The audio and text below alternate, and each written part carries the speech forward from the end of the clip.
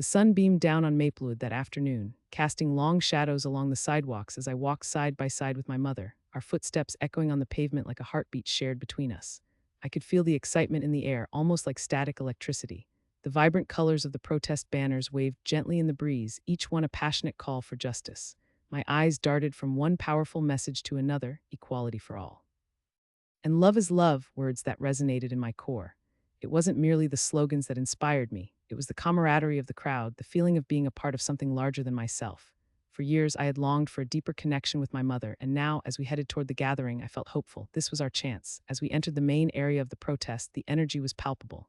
People of all ages filled the park, chanting, laughing, and sharing stories. I caught a glimpse of a young girl, maybe 8 years old, with a hand-painted sign that read, "Small but mighty." Her innocence struck a chord in my heart. I turned to my mother, eager to capture the moment to preserve this feeling.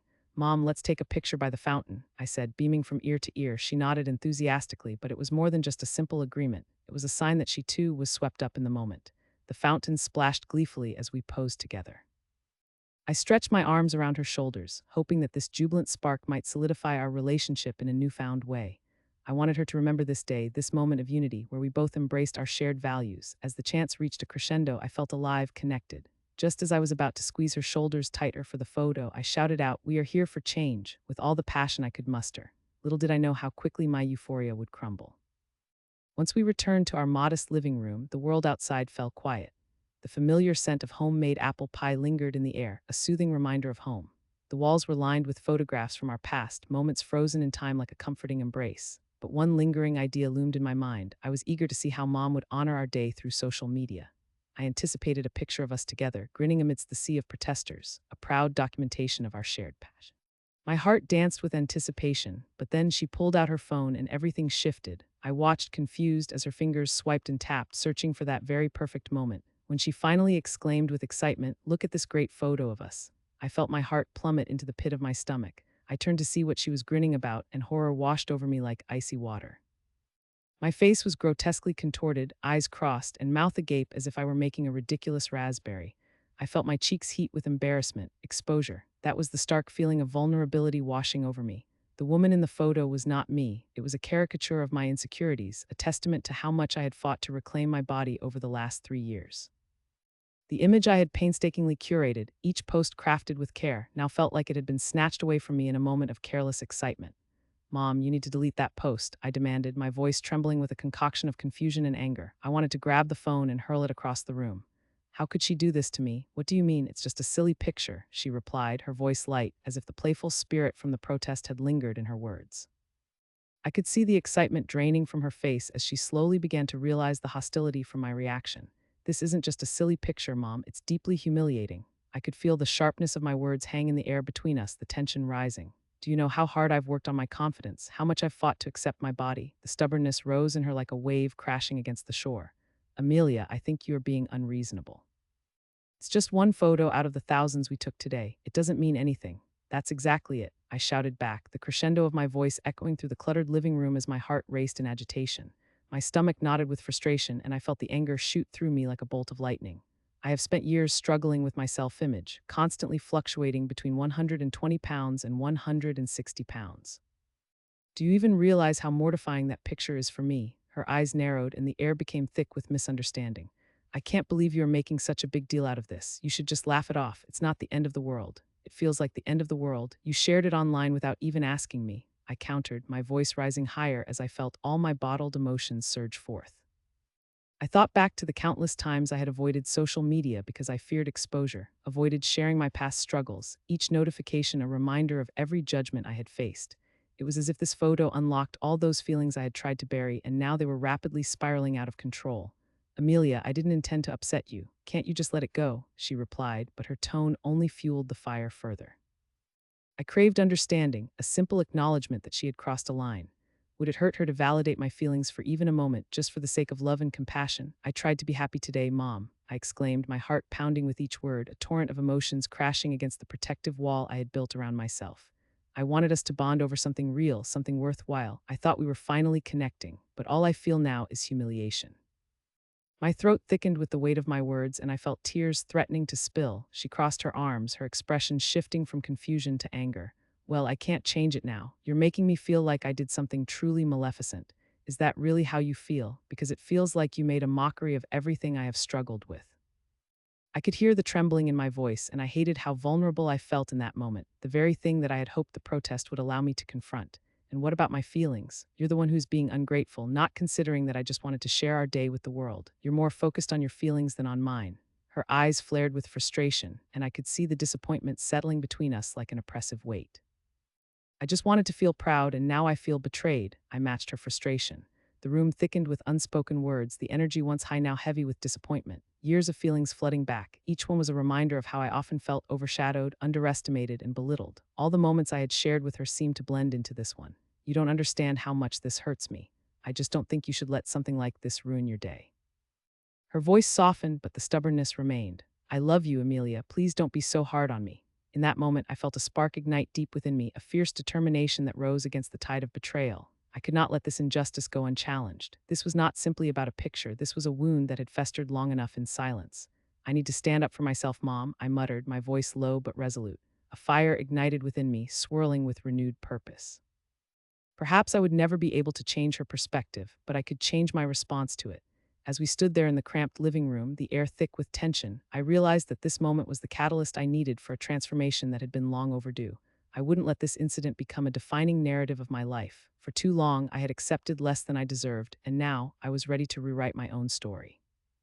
The day that had started so full of hope now felt impossibly heavy, but within that weight I could sense the stirring of something powerful, a need for change, for reclamation, and perhaps even revenge. I would no longer be the person who shrank in the shadows. Instead, I would take control of my narrative, woven in pain but driven by resilience. I was ready to emerge from the ashes, unyielding and bold. It was just the beginning, and I could feel the spark of fire growing inside me, igniting a path toward reclaiming my truth that night. As the shadows danced across my room, I lay awake, frustration swirling like a storm in my mind. The darkness felt thick, almost suffocating, settling heavy on my chest. Every creak from the old wooden house seemed to echo my tumultuous feelings.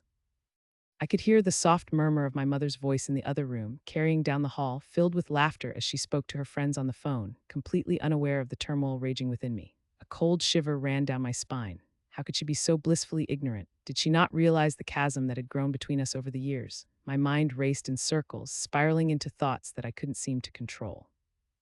Anger did not leave me. In fact, it intensified, rising from my gut in a hot wave that threatened to spill over.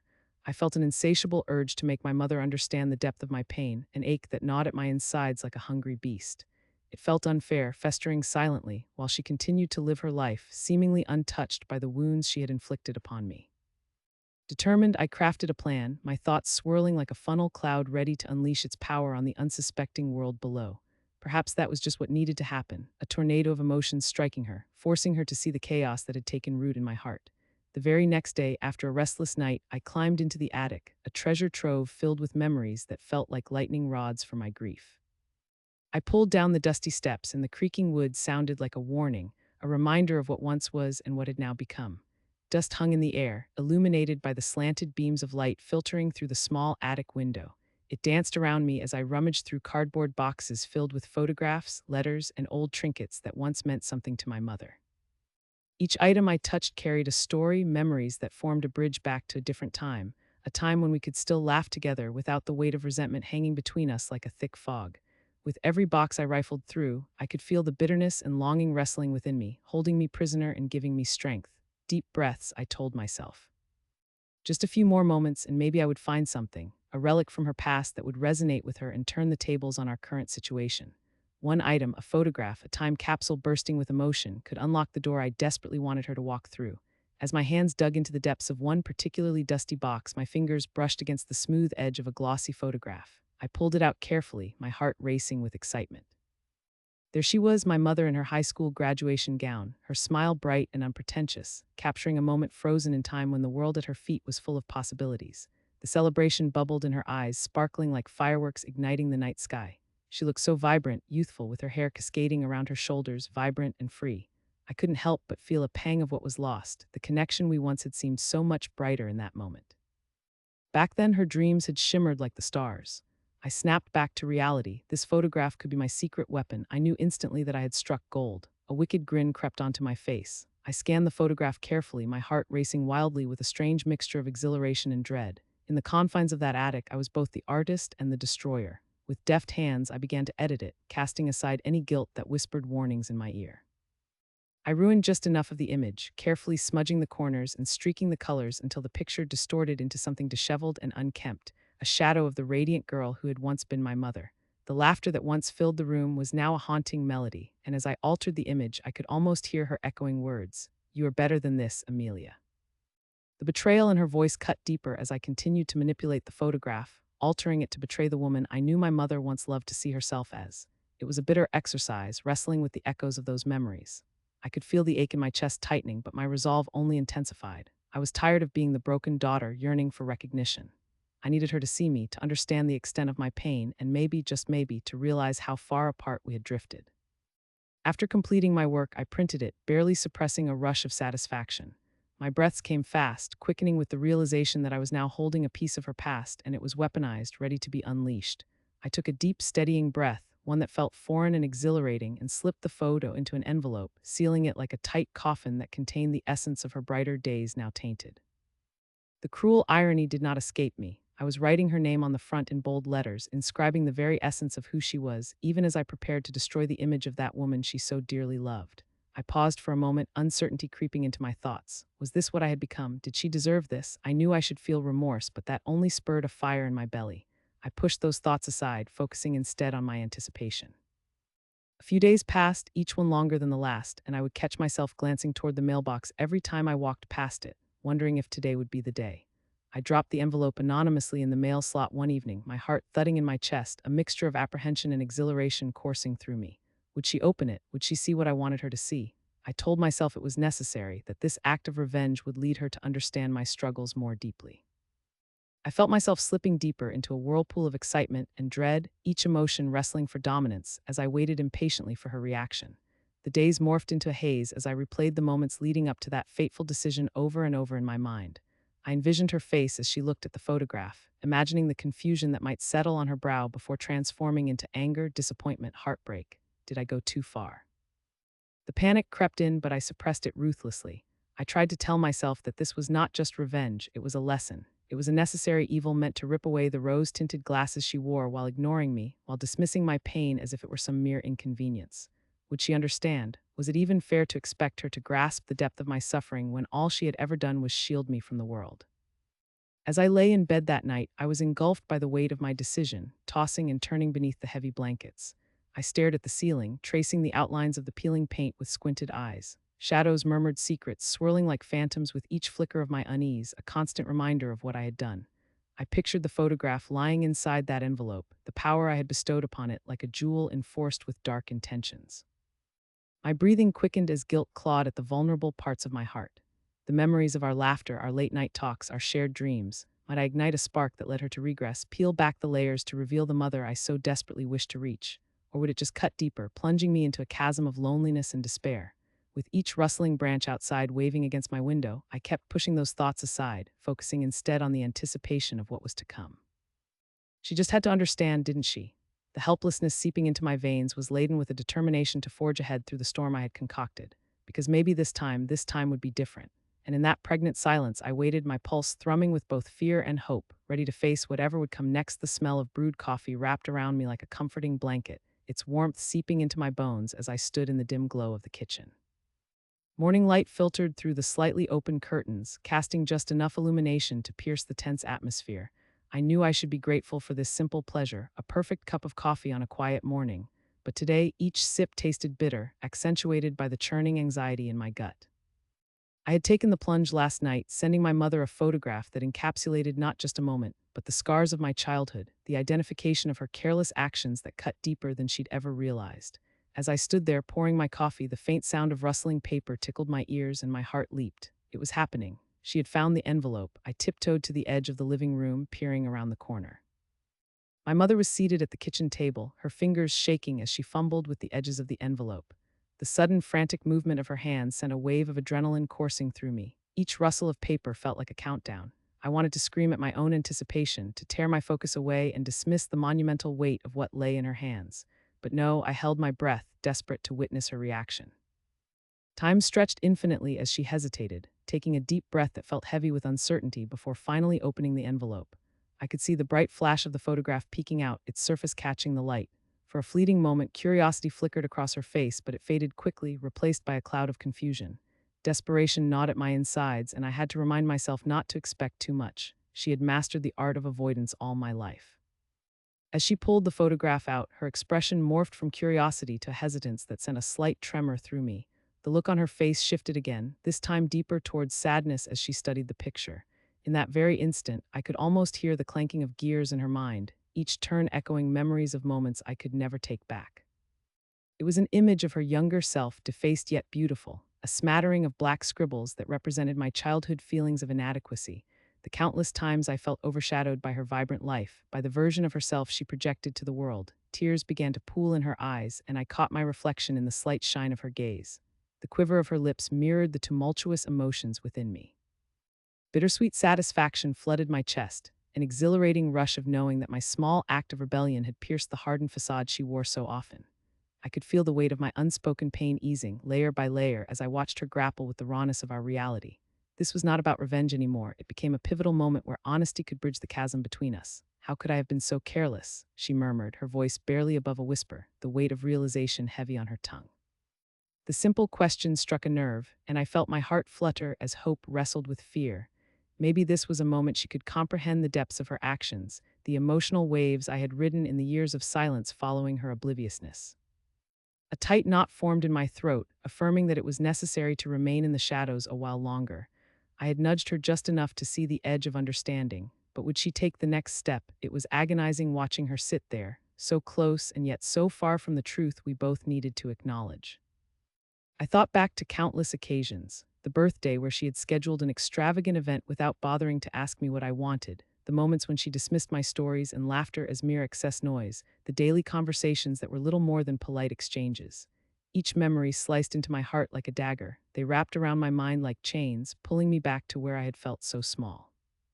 I could hardly believe I'd opened this door, but the edges felt rough, jagged, littered with the remnants of every tear I hadn't shed.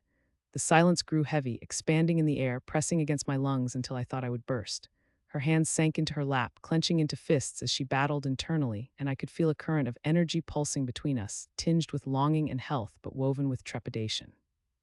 Just when I thought the moment had shattered, she looked up, her gaze meeting mine with a profound intensity that tightened the fabric of time around us. "Amelia," she said, her voice breaking through the silence, trembling with uncharacteristic vulnerability. "I never wanted to hurt you. I was so caught up in the moment, I didn't think about how you would feel." Every word she uttered felt like a surge of electricity sparking between us. There it was, the crack in her armor, the signal that perhaps she was not entirely locked away in her own world. She had stumbled upon the realization that her actions had consequences, and I felt a bittersweet pang deep within me, hanging on the edge of fear and hope.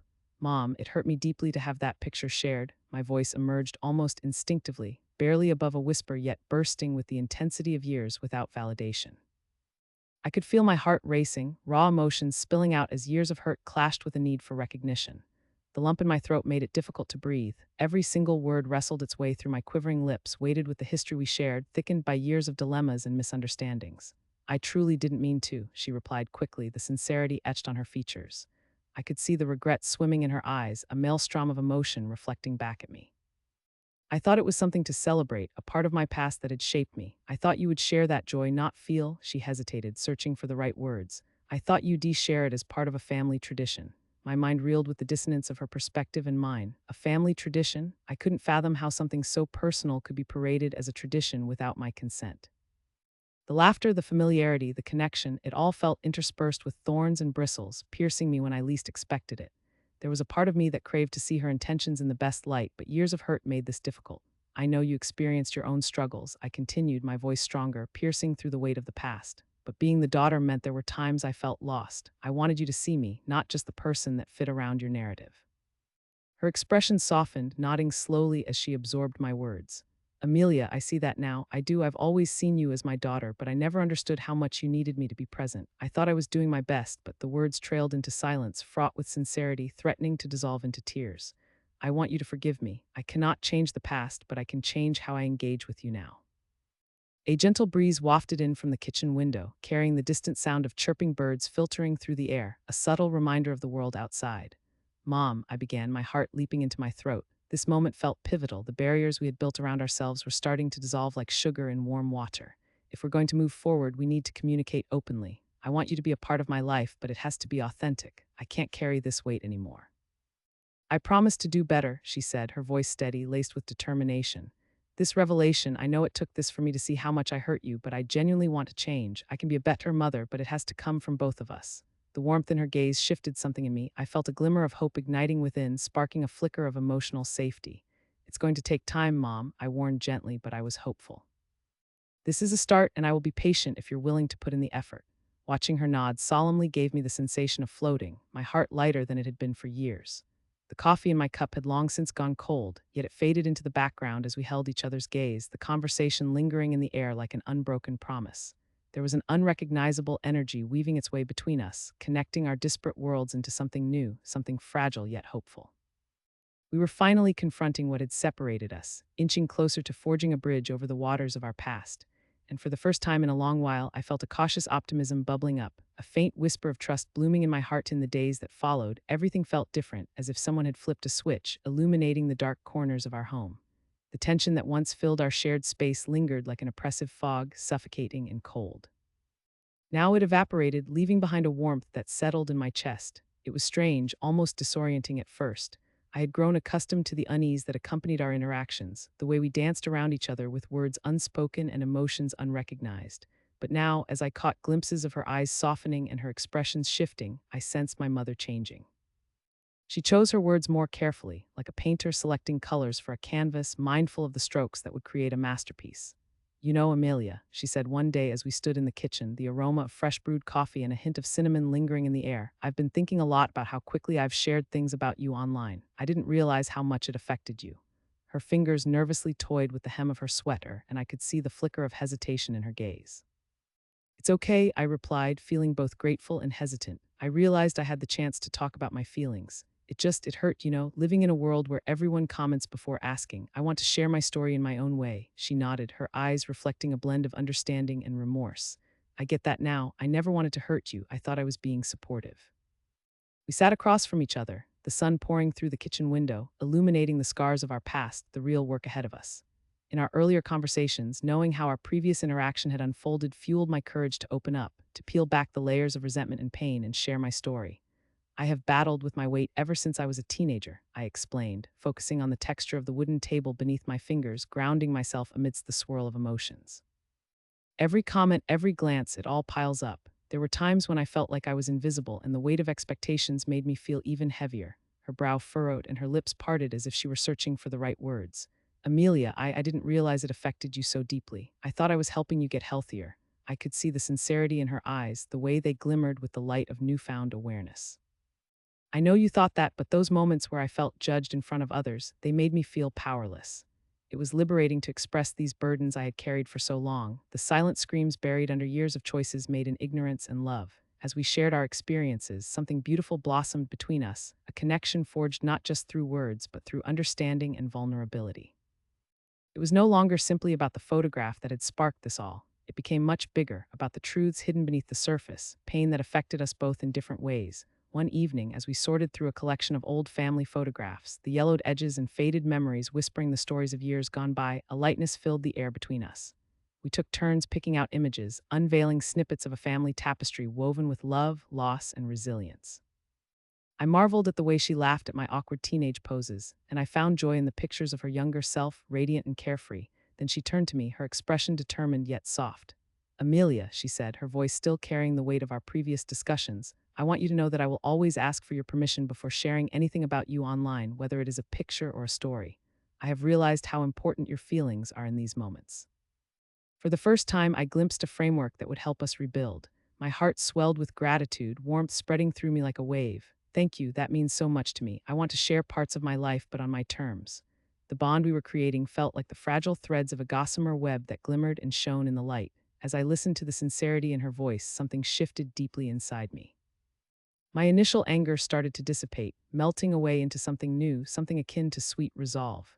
Each conversation we had now carried the weight of empathy and respect, imbuing our home with a spirit of understanding. Just when I thought we might reach a resolution, I glanced down at the fresh pile of photos spread across the table.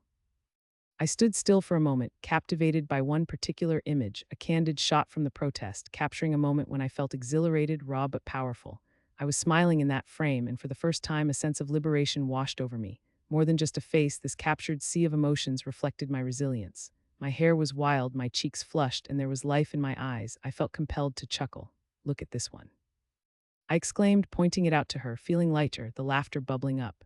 This was taken right before I started chanting slogans. Who knew I had it in me? She leaned closer, examining the photograph, and all at once we both burst into laughter. It felt almost absurd, the weight, the shadows of our past, dissipating in the warmth of the moment, illuminating the very space that had once felt trapped by darkness. Sometimes revenge leads not to humiliation, but to clarity, I joked, recalling the tension that had propelled this all into motion. It turned out that the unintended consequence of my actions has led us both here. I could see her smile falter slightly, but then she nodded, a new understanding passing between us like the warm embrace of the sun filtering through the window. The laughter faded, but the joy remained. There is so much joy in rebuilding, isn't there? She asked quietly as she tucked a stray hair behind her ear. Her voice was soft but brimming with hope, and I could sense a shift in her demeanor. Yes, I have never felt more empowered, I replied, realizing the strength that had come from opening myself to the very person who had once inadvertently caused so much pain. I thought of how our shared struggle now navigated a clearer path forward, toward experiences that could strengthen us rather than hold us captive in a web of misunderstandings. As the evening sunlight poured into the kitchen, casting long shadows across the tiled floor, it became clearer that the journey we were on would not be without challenges. But we had forged a bond deeply rooted in the soil of shared experiences, fortified by newfound respect that could only emerge from the acknowledgement of pain and honesty. In that kitchen, surrounded by flickering memories documented in photographs, our laughter danced on the walls, mingling with the remnants of cinnamon and coffee. It mirrored the transformation we had both begun to embrace. I held onto the image of that photograph as a symbol of my strength, our journey, and the renewal of something beautiful that was unfolding, an unbreakable bond and a beginning anew, untainted by the shadows of the past.